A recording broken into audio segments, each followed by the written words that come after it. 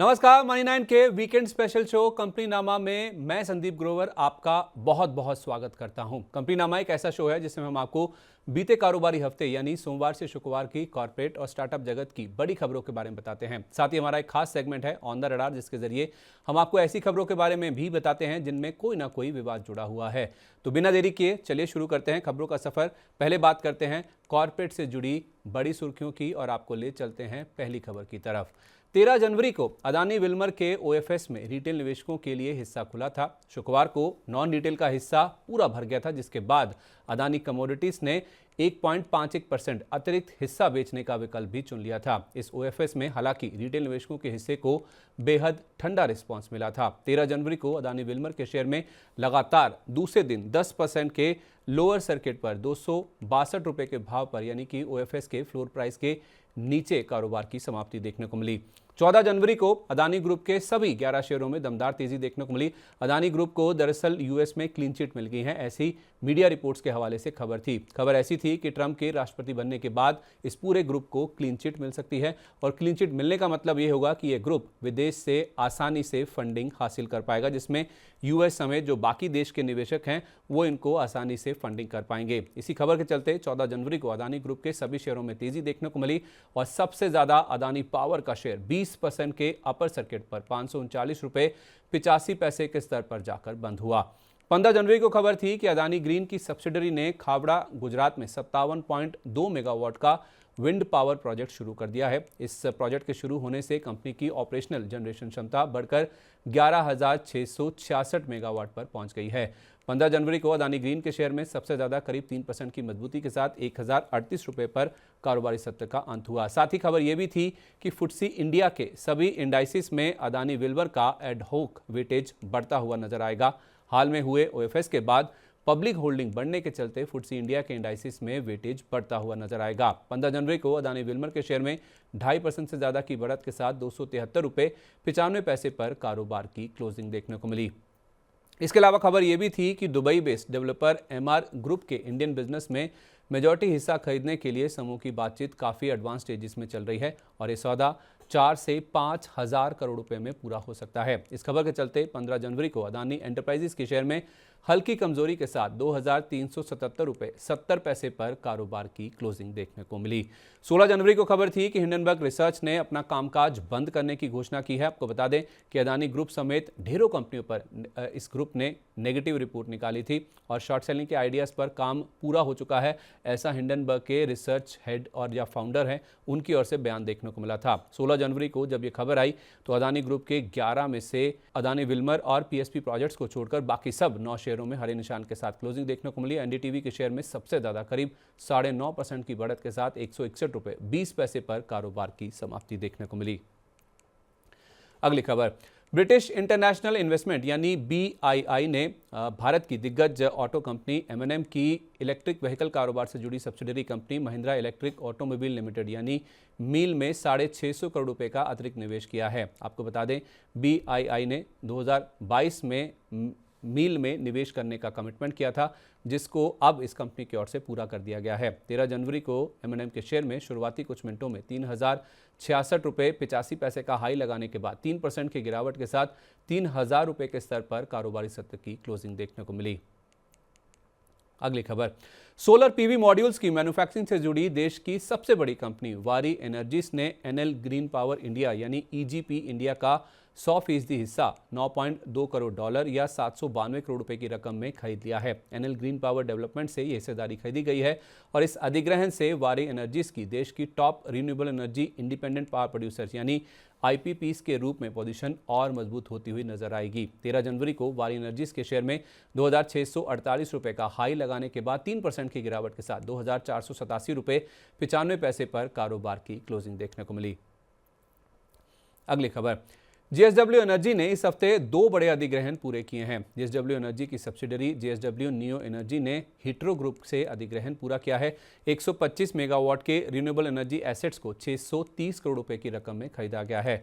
JSW neo energy ने ये जो एक्विजिशन पूरा किया है उसके बाद 13 जनवरी को जेएसडब्ल्यू एनर्जी के शेयर में 539 रुपए 60 पैसे का हाई लगाने के बाद करीब 4% की कमजोरी के साथ 518 रुपए 50 पैसे पर कारोबारी सत्र का अंत हुआ। 14 जनवरी को खबर थी कि इस कंपनी ने दिवालिया प्रक्रिया से गुजर रहे 3600 मेगावाट के केएस के महानदी थर्मल पावर प्लांट के लिए इस कंपनी को एलओए मिल चुका है। प्लांट के लिए इस कंपनी ने 15,985 करोड़ रुपए की बोली लगाई थी और माना जा रहा है कि यह कंपनी औसत से 30 से 40% कम खर्च पर इस प्लांट को पूरा करेगी। ऐसा इसलिए क्योंकि इस प्लांट में 600 मेगावाट की 6 यूनिट्स बनेंगी, जिसमें से 3 यूनिट्स पर कंस्ट्रक्शन ऑलरेडी पूरा हो चुका है और चौथी यूनिट का भी 40% काम ऑलरेडी पूरा हो चुका है। 2 यूनिट्स और चौथी यूनिट का बचा काम पूरा करना है, जिसके लिए प्लांट के पास पानी और कूल ट्रांसपोर्टेशन से जुड़ा पुख्ता इंतजाम पहले से ही मौजूद है। पीएफसी आरईसी की बात करें तो उनका भी इस डील में इंटरेस्ट था, क्योंकि इस प्लांट में इन दोनों कंपनियों का 2600 से 3300 करोड़ रुपए का एक्सपोजर है। यही कारण है कि 14 जनवरी को जेएसडब्ल्यू एनर्जी के शेयर में 526 रुपए का लो लगाने के बाद करीब 6.5% की मजबूती के साथ 550 रुपए 95 पैसे पर और पीएफसी आरईसी के शेयरों में 7% से ज़्यादा की मजबूती के साथ कारोबारी सत्र की क्लोजिंग हुई। अगली खबर, इस हफ्ते सरकारी बैंकों के शेयर फोकस में रहे। दरअसल खबर ऐसी थी कि 5 सरकारी बैंकों को सरकार से क्यूआईपी लाने की मंजूरी मिल चुकी है। छोटे 5 सरकारी बैंकों को पूंजी जुटाने के लिए सरकार की ओर से मंजूरी मिली है, ऐसा न्यूज़ रिपोर्ट्स के हवाले से खबर थी। इन 5 बैंकों की अगर हम बात करें तो इसमें पंजाब एंड सिंध बैंक यानी कि PNSB, IOB, UCO bank, Central Bank of India और बैंक ऑफ महाराष्ट्र के नाम शामिल है, जिनका क्यूआईपी आने वाले समय में आता हुआ नजर आ सकता है। इनफैक्ट इस रिपोर्ट में यह भी जानकारी दी गई थी कि सरकार की ओर से इन 5 सरकारी बैंकों को 2-2 हज़ार करोड़ रुपए जुटाने की भी मंजूरी मिल चुकी है। 14 जनवरी को जब ये खबर आई तो इन 5 सरकारी बैंकों के शेयरों में 12% से लेकर 20% तक की बड़ी तेजी देखने को मिली और इनफैक्ट सेंट्रल बैंक का शेयर तो 20% के ऊपरी सर्किट पर जाकर 56 रुपए 24 पैसे के स्तर पर जाकर बंद हुआ था। अगली खबर, बार्ट्रॉनिक्स इंडिया के ओएफएस को निवेशकों से अच्छा रिस्पांस मिला है। प्रमोटर काइनेक्स इंडिया की ओएफएस के जरिए 6.20% हिस्सेदारी या 1.91 करोड़ शेयर बेचने की योजना थी और इस ओएफएस के लिए 22 रुपये प्रति शेयर का दाम तय किया गया था। नॉन रिटेल के लिए 14 जनवरी और रिटेल निवेशकों के लिए 15 जनवरी को ये ओएफएस का हिस्सा खुला था, जिसमें नॉन रिटेल का हिस्सा 1.59 टाइम्स और रिटेल का हिस्सा 1.54 टाइम्स सब्सक्राइब होता हुआ नजर आया था। ओएफएस पूरा होने के बाद 14 जनवरी को बार्ट्रॉनिक्स इंडिया के शेयर में अच्छा खासा रिस्पांस देखने को मिला था। 23 रुपये 44 पैसे का हाई लगाने के बाद करीब 1.25% की कमजोरी के साथ बार्ट्रॉनिक्स इंडिया का शेयर 22 रुपये के स्तर पर जाकर बंद हुआ था। अगली खबर, रिलायंस जियो ने इंडियन आर्मी के साथ एक पार्टनरशिप करने की घोषणा की है। सियाचिन ग्लेशियर में 4G और 5G कनेक्टिविटी डिलीवर करने के लिए यह पार्टनरशिप की गई है। 60,000 फीट से ज़्यादा की ऊंचाई पर इंडिजीनियस यानी कि भारत में बने हुए full stack 5G technology deploy करने के लिए यह पार्टनरशिप की गई है। जब यह खबर आई तो 14 जनवरी को रिलायंस इंडस्ट्रीज यानी कि देश की सबसे मूल्यवान कंपनी के शेयर में शुरुआती कुछ मिनटों में 1253 रुपये 35 पैसे तक उछाल देखने को मिला और उसके बाद मामूली सी गिरावट लेकर शेयर 1239 रुपये के स्तर पर जाकर बंद हुआ था। अगली खबर, सज्जन जिंदल ग्रुप की कंपनी जेएसडब्ल्यू सीमेंट को सेबी से आईपीओ लाने की मंजूरी मिल चुकी है। जेएसडब्ल्यू सीमेंट की इस आईपीओ के जरिए 4000 करोड़ रुपए जुटाने की योजना है। माना जा रहा है कि इस आईपीओ में 2000 करोड़ रुपए का फ्रेश इशू होगा और ओएफएस का भी पार्ट होगा और ओएफएस के जरिए ये कंपनी 2000 करोड़ रुपए जुटाना चाहती है। सितंबर 2024 से सेबी ने आईपीओ लाने की मंजूरी पर होल्ड रखा हुआ था और अब इस आईपीओ को मंजूरी दे दी गई है। 14 जनवरी को ग्रुप की होल्डिंग कंपनी जेएसडब्ल्यू होल्डिंग्स के शेयर में 16,300 रुपये तक लुढ़कने के बाद 17,029 रुपये 95 पैसे पर करीब 2% की मजबूती के साथ कारोबार की क्लोजिंग हुई।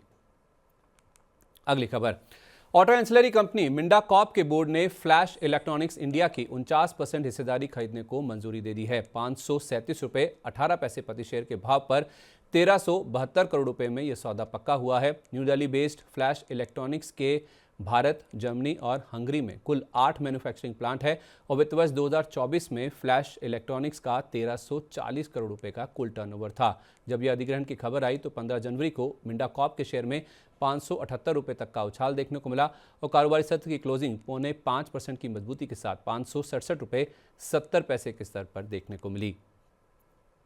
अगली खबर, सरकारी स्टील कंपनी सेल ने आलोक वर्मा को राउरकेला स्टील प्लांट का डायरेक्टर इंचार्ज नियुक्त किया है। जुलाई 2023 में आलोक वर्मा को ईडी की जिम्मेदारी सौंपी गई थी और आलोक वर्मा की अगुवाई में बोलानी में करीब 40 साल बाद मैंगनीज माइनिंग की दोबारा से शुरुआत की गई थी।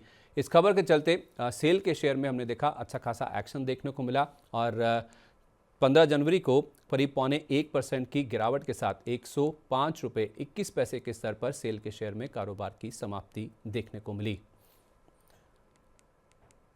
अगली खबर, आस्क ऑटोमोटिव ने कर्नाटक में नई इकाई से उत्पादन शुरू किया है। इस कंपनी की सब्सिडरी आस्क ऑटोमोबाइल्स के जरिए ये उत्पादन शुरू किया गया है और आपको बता दें कि इस कंपनी का ये 18वां प्लांट है और इनफैक्ट पेरेंट कंपनी की बात करें तो उनकी ओर से ये तीसरा प्लांट है जो कि कंपनी की ओर से शुरू किया गया है। इस प्लांट के जरिए दक्षिण भारत के जितने भी ग्राहक हैं उनकी मांग को कंपनी पूरा करना चाहती है।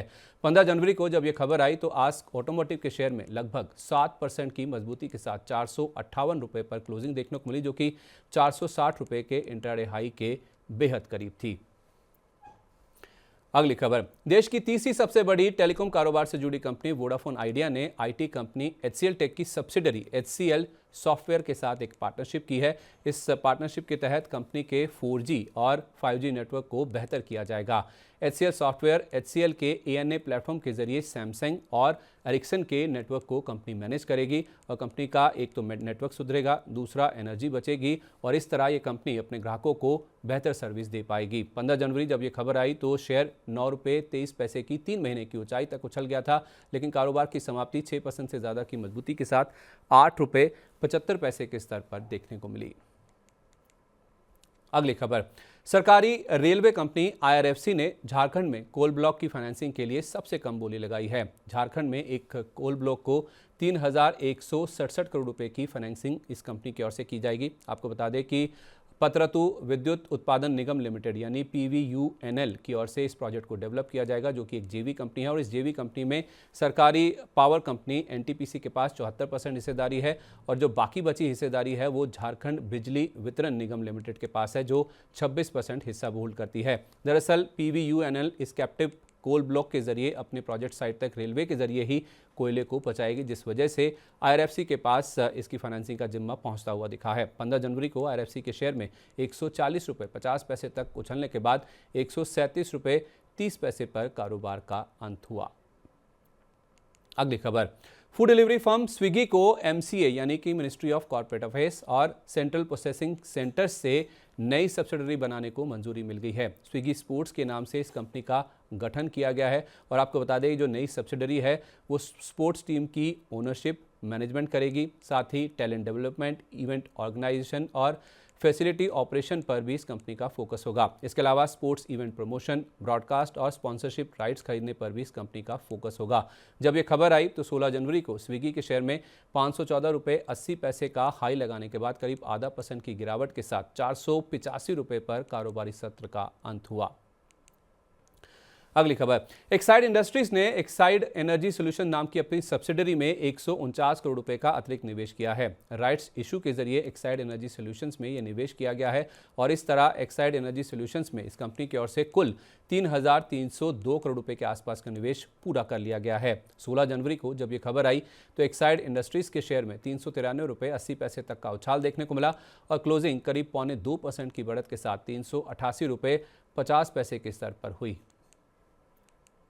अगली खबर, हैदराबाद बेस्ड जेन टेक्नोलॉजीज को 60 mm मोटार ट्रेनिंग सिमुलेटर के लिए डिज़ाइन रजिस्ट्रेशन मिला है। रजिस्ट्रेशन मिलने से मिलिट्री ट्रेनिंग टेक्नोलॉजी में इस कंपनी की ग्लोबल लीडरशिप और पुख्ता हो जाएगी, क्योंकि सिमुलेटर एक आइडल सॉल्यूशन है जिससे किसी भी तरह के मौसम में पूरे साल में किसी भी समय ट्रेनिंग की जा सकती है। जब ये खबर आई तो 16 जनवरी को जेन टेक्नोलॉजीज के शेयर में 2,278 रुपये 90 पैसे तक उछाल देखने को मिला और कारोबारी सत्र का अंत करीब 4.5% की बढ़त के साथ 2,244 रुपये के स्तर पर देखने को मिला। अगली खबर, हैप्पीएस्ट माइंड्स ने कोका कोला बेवरेजेस वियतनाम के साथ एक बड़ा करार किया है। जेन AI सॉल्यूशन डेवलप करने के लिए इन दोनों कंपनियों के बीच में करार किया गया है और आपको बता दें कि जेनरेटिव AI बिजनेस सर्विसेज यानी GBS के जरिए ये कामकाज पूरा किया जाएगा। 16 जनवरी को जब ये खबर आई तो हैप्पीएस्ट माइंड्स के शेयर में 745 रुपये का ओपनिंग हाई लगाने के बाद लगभग सारी बढ़त गंवाने के बाद 724 रुपये 45 पैसे पर कारोबार की समाप्ति हुई। अगली खबर, टाटा ग्रुप की होल्डिंग कंपनी टाटा सन्स का आईपीओ आएगा या नहीं, इसको लेकर खबरों का बाजार अभी भी काफी गर्म है। ऐसा इसलिए क्योंकि banking regulator RBI Tata sons को अभी भी एनबीएफसी अपर लेयर यानी कि एनबीएफसी यूएल के तहत कोर इन्वेस्टमेंट कंपनी के तौर पर मान रहा है। रिजर्व बैंक ने कहा है कि वो टाटा सन्स को इस कैटेगरी से डी रजिस्टर करने की एप्लीकेशन पर अभी विचार कर रहा है और एनबीएफसी अपर लेयर की सूची में शामिल करने से उसके रजिस्ट्रेशन रद्द करने की अर्जी के परिणाम पर कोई प्रतिकूल प्रभाव नहीं पड़ेगा। आपको बता दें कि सितंबर 2022 में आरबीआई ने इस कंपनी को एनबीएफसी अपर लेयर एंटिटी के रूप में शामिल किया था, जिसके मुताबिक कंपनी को सितंबर 2025 तक आईपीओ लाना अनिवार्य है, यानी कि खुद को स्टॉक एक्सचेंजों पर लिस्ट कराना होगा ही। टाटा सन्स ने आईपीओ से बचने के लिए खुद को डेट फ्री कर लिया था, यानी अपना पूरा कर्ज चुका दिया था और आरबीआई से यहां अर्जी भी दी थी। आरबीआई के इसी नियम के चलते बजाज हाउसिंग फाइनेंस पिछले साल सितंबर में यानी कि सितंबर 2024 में शेयर बाजार में लिस्ट हो चुकी है। अब बात करते हैं प्राइमरी मार्केट की। इस हफ्ते 3 कंपनियों के आईपीओ की लिस्टिंग हुई, जिसमें पहला नाम है स्टैंडर्ड ग्लास लाइनिंग का। स्टैंडर्ड ग्लास लाइनिंग की लिस्टिंग काफ़ी अच्छी रही। एनएसई पर इस कंपनी का शेयर 172 रुपये प्रति शेयर के भाव पर लिस्ट हुआ, यानी कि इशू प्राइस से 23% प्रीमियम पर इस कंपनी की लिस्टिंग हुई। ऐसा इसलिए क्योंकि इस आईपीओ का इशू प्राइस 140 रुपये प्रति शेयर तय किया गया था। इस आईपीओ को निवेशकों से बहुत शानदार रिस्पॉन्स मिला था। यह आईपीओ कुल 183 गुना के आसपास सब्सक्राइब हुआ था, जिसके जरिए इस कंपनी ने 410 करोड़ रुपए की रकम जुटाई है। 13 जनवरी को स्टैंडर्ड ग्लास लाइनिंग के शेयर में 163 रुपये 20 पैसे पर कारोबार का अंत हुआ, जो कि 172 रुपये के ओपनिंग प्राइस से करीब 5% के डिस्काउंट पर है, पर 140 रुपये के इशू प्राइस से करीब 16.5% के प्रीमियम पर है। दूसरा नाम है क्वाड्रेंट फ्यूचर टेक का। क्वाड्रेंट फ्यूचर टेक की लिस्टिंग भी काफ़ी दमदार रही। एनएसई पर इसका शेयर 370 रुपये प्रति शेयर के भाव पर लिस्ट हुआ, यानी कि इशू प्राइस से करीब 27.5% प्रीमियम पर इस कंपनी की लिस्टिंग हुई। ऐसा इसलिए क्योंकि इस आईपीओ का इशू प्राइस 290 रुपये प्रति शेयर तय किया गया था। यह आईपीओ भी अच्छा सब्सक्राइब हुआ था। 186 गुना से ज़्यादा इस आईपीओ की बुक भरती हुई दिखी थी, जिसके जरिए इस कंपनी ने 290 करोड़ रुपए की रकम जुटाई थी। 14 जनवरी को क्वाड्रेंट फ्यूचर टेक के शेयर में 444 रुपए पर कारोबार की समाप्ति हुई, जो कि 370 रुपए के ओपनिंग प्राइस से 20% अपर सर्किट पर थी, पर 290 रुपए के इशू प्राइस से 53% के प्रीमियम पर है। तीसरा नाम है कैपिटल इंफ्रा ट्रस्ट का, जो कि एक इंफ्रास्ट्रक्चर इन्वेस्टमेंट ट्रस्ट यानी कि इन्वेट है। इस कंपनी की लिस्टिंग 17 जनवरी को हुई और ये लिस्टिंग एकदम सपाट देखने को मिली। एनएसई पर इस कंपनी का शेयर 99 रुपये प्रति शेयर के दाम पर एकदम फ्लैट लिस्ट हुआ था और इसका इशू प्राइस भी इतना ही था, यानी कि 99 रुपये प्रति शेयर ही था। इस आईपीओ को ठीक ठाक रिस्पांस मिला था। ये आईपीओ कुल 3 गुना के आसपास सब्सक्राइब हुआ था, जिसके जरिए इस कंपनी ने कुल 1578 करोड़ रुपए की रकम जुटाई है। इसमें फ्रेश इशू से कंपनी को 1077 करोड़ रुपए मिले थे और ओएफएस के जरिए मौजूदा निवेशकों को 501 करोड़ रुपए की रकम हाथ लगी थी। 17 जनवरी को कैपिटल इंफ्रा के शेयर में हल्की गिरावट के साथ एकदम फ्लैट कारोबार की जो समाप्ति है वो देखने को मिली थी। तो ये थी बीते कारोबारी हफ्ते की कॉर्पोरेट जगत से जुड़ी बड़ी सुर्खियां। चलिए अब रुक करते हैं कॉर्पोरेट जगत की ऐसी खबरों का जिनमें कोई ना कोई विवाद जुड़ा हुआ है। चलते हैं हमारे खास सेगमेंट ऑन द रडार की तरफ और बढ़ते हैं पहली खबर की तरफ। 13 जनवरी को वारी रिन्यूएबल टेक्नोलॉजीज के शेयर में लगातार चौथे दिन गिरावट देखने को मिली। दरअसल कंपनी के चीफ फाइनेंशियल ऑफिसर यानी सीएफओ दिलीप पंजवानी ने अपने पद से इस्तीफा दे दिया था, जिसके बाद से शेयर में लगातार गिरावट देखने को मिली। सीएफओ ने निजी वजह यानी कि पर्सनल रीजंस का हवाला देते हुए अपने पद से 7 जनवरी से इस्तीफा देने की बात कही थी और 31 जनवरी 2025 को उनका कार्यकाल खत्म भी हो जाएगा। इस फैसले के बाद शेयर में आई भारी उठापटक से निवेशकों को सतर्क करने के लिए दोनों एक्सचेंजेस यानी बीएसई और एनएसई ने शेयर को शॉर्ट टर्म या लॉन्ग टर्म एएसएम फ्रेमवर्क में डाल दिया था। 13 जनवरी को वारी रिन्यूएबल टेक्नोलॉजीज के शेयर में चौथे दिन लगातार गिरावट के साथ 20% के निचले सर्किट पर 951 रुपए के भाव पर कारोबार की समाप्ति हुई। अगली खबर स्पाइसजेट को लेकर इस हफ्ते 2 खबरें थी। पहली खबर यह थी कि यह कंपनी अपने 10 विमानों को ऑनग्राउंड करेगी और माना जा रहा है कि अप्रैल 2025 के मध्य तक इन 10 विमानों को ऑनग्राउंड किया जाएगा। 13 जनवरी जब यह खबर आई तो स्पाइसजेट के शेयर ने 51 रुपये 20 पैसे का इंटरडे हाई छुआ, लेकिन कारोबारी सत्र की क्लोजिंग 3.5% की कमजोरी के साथ 47 रुपये 93 पैसे पर जाकर देखने को मिली। 17 जनवरी को खबर थी कि दिल्ली हाईकोर्ट ने कंपनी को $60 लाख यानी कि $6 मिलियन के बकाये पर चेताया है और दिल्ली हाईकोर्ट ने कहा है कि कॉरपोरेट अराजकता की इजाज़त नहीं दी जा सकती है। इस खबर के चलते 17 जनवरी को स्पाइसजेट के शेयर में हमने इम्पैक्ट आता हुआ दिखा और शेयर करीब 1.5% की गिरावट लेकर कारोबार के बाद बंद होता हुआ दिखा भी था। अगली खबर, यूनाइटेड स्पिरिट्स की एमडी एंड सीईओ ने इस्तीफा दे दिया है और इस खबर के बाद हमने देखा शेयर में अच्छा खासा रिएक्शन भी देखने को मिला था। दरअसल हीना नागराजन ने एमडी एंड सीईओ के पद से इस्तीफा दे दिया है और 31 मार्च 2025 से उनका इस्तीफा लागू भी होता हुआ नजर आएगा। कंपनी ने प्रवीण सोमेश्वर को एमडी एंड सीईओ के तौर पर नियुक्त किया है और वो 1 अप्रैल 2025 से अपना पदभार संभालेंगे। 14 जनवरी को मजबूत बाजार में भी जब यह खबर आई तो यूनाइटेड स्पिरिट्स के शेयर में 5% से ज्यादा की कमजोरी के साथ 1406 रुपए पर दिन के निचले स्तर के करीब जाकर कारोबार का अंत हुआ। अगली खबर, जे&के बैंक को मार्केट रेगुलेटर सेबी ने एक एडमिनिस्ट्रेटिव वार्निंग जारी की है। दरअसल एमडी एंड सीईओ की नियुक्ति के खुलासे में देरी के चलते बैंक को यह वार्निंग दी गई है और सेबी का कहना था कि बैंक ने एमडी एंड सीईओ की नियुक्ति की जानकारी 1 घंटा 40 मिनट देरी से दी है, जिसकी वजह से उनको ये एक एडमिनिस्ट्रेटिव वार्निंग जारी की गई है। 15 जनवरी को ये खबर आई थी और जब ये खबर आई तो जे&के बैंक के शेयर में 94 रुपये 50 पैसे तक उछलने के बाद करीब 0.25% की कमजोरी के साथ 92 रुपये 30 पैसे पर कारोबार की क्लोजिंग हुई। अगली खबर, जेपी एसोसिएट्स के लेंडर्स को अपने लोन के लिए केवल एक ही कंपनी की ओर से बोली मिली है और वो है NARCL यानी कि बैड बैंक। NARCL ने कंपनी के लोन के लिए 12,000 करोड़ रुपए की बोली लगाई है और लेंडर्स का कंपनी पर आपको बता दें 52,073.79 करोड़ रुपए का बकाया है। सोमवार 13 जनवरी को जेपी एसोसिएट्स के शेयर में इस खबर के चलते 5% से ज्यादा की गिरावट के साथ 5 रुपये 54 पैसे पर कारोबार की क्लोजिंग देखने को मिली। अगली खबर, सरकारी तेल गैस कंपनी गेल ने गैसप्रॉम की पूर्व सब्सिडरी और सिंगापुर की company safe marketing and trading Singapore के साथ एक सेटलमेंट किया है, यानी कि एक विवाद सुलझा लिया है। सेटलमेंट के लिए 28.5 करोड़ डॉलर का पेमेंट किया जाएगा सेफ मार्केटिंग की ओर से। आपको बता दें कि सेफ मार्केटिंग का नाम पहले गैसप्रॉम जर्मेनिया हुआ करता था और इस कंपनी की ओर से London court of international arbitration में जो मुकदमा है उसको भी इस सेटलमेंट के तहत खत्म कर दिया जाएगा। यूरोपीय अथॉरिटी की ओर से अधिग्रहण के बाद गैसप्रॉम जर्मेनिया ने LNG शिपमेंट्स को रद्द कर दिया था, सस्पेंड कर दिया था, जिसको लेकर यह विवाद चल रहा था और अब यह विवाद सुलझा लिया गया है। विवाद सुलझने की खबर से 16 जनवरी को गेल के शेयर में 178 रुपये 5 पैसे तक गिरने के बाद करीब 1.5% की मजबूती के साथ 180 रुपये 65 पैसे पर कारोबार की क्लोजिंग देखने को मिली। तो कॉर्पोरेट जगत से जुड़ी इस हफ्ते की तमाम बड़ी खबरें हमने आपके सामने रख दी हैं। अब बात करते हैं स्टार्टअप जगत की, आपको ले चलते हैं स्टार्टअप अपडेट में और चलते हैं पहली खबर की तरफ। क्विक कॉमर्स प्लेटफॉर्म ज़ेप्टो का सिंगापुर की पेरेंट कंपनी के साथ मर्जर पूरा हो गया है। इस कंपनी की पेरेंट कंपनी का नाम है किराना कार्ट, जिसके साथ इसका मर्जर पूरा हो चुका है और नेशनल कंपनी लॉ ट्रिब्यूनल की ओर से यानी कि NCLT की ओर से इस मर्जर के पूरा होने की घोषणा की गई है। आपको बता दें कि 3 महीने से कम समय में ये जो मर्जर है वो दरअसल इन दोनों कंपनियों के बीच में पूरा होता हुआ दिखा है। ये खबर तब आई है जब अगले 18 से 24 महीने यानी कि 1.5 से 2 साल में इस कंपनी की IPO लाने को लेकर योजना आगे बढ़ रही है।